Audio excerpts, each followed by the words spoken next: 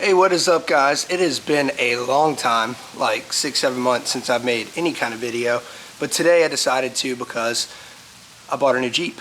I'm living in Naples, Florida now, and wanted to rent out this Jeep on Turo like we do with our other vehicles, and also just have a Jeep while you're in Florida, right?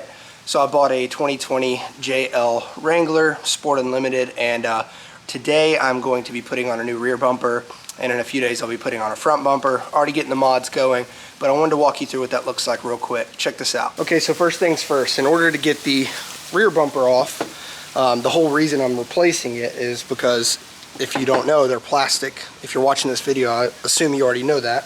And if anything hits that, it's going to go into the body, the frame of the Jeep, and damage it, and I don't want that. So, got a steel bumper, should be delivered today. I'm going to go ahead and just get ready and prep by removing this bumper, and the first step is taking off the big back tire.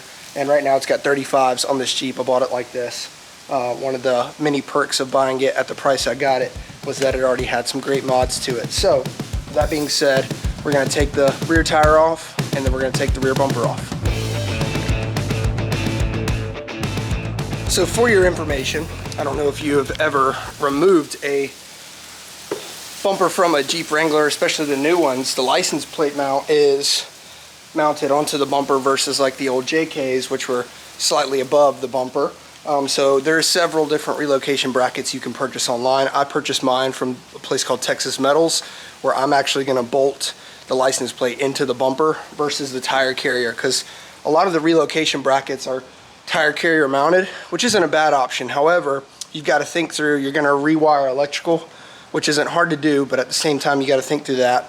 But also, anytime you need to change your tire, you're going to also have to unclip or unwire the LED light and the camera solution to get to your tire, because that's just a pain in the butt to do. So I'm not going to do it. I'm going to drill a bracket. I'll show you guys that later when it comes in the mail.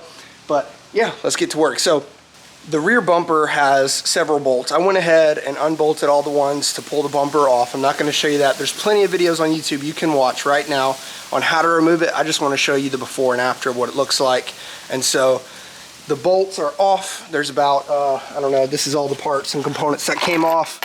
You got like 4 main bolts on each side, and then some 8mm screws holding in the fender plastic piece, and the metal brackets here. And so, with that being said, the bumper's ready to come off. So let's pull this thing off. And sometimes when you can't do it by yourself, you got to enlist some help. Isn't that right?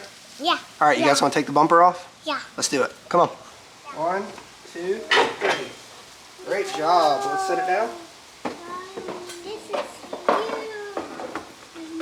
Okay, so another thing to mention is when you remove the rear bumper, if you're wanting to use or reuse the parking sensors, the backup sensors, it is a whole lot of components that you got to pull out.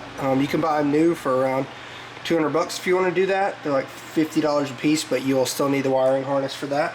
I'm not going to pull the harness off because I'm not planning on using those.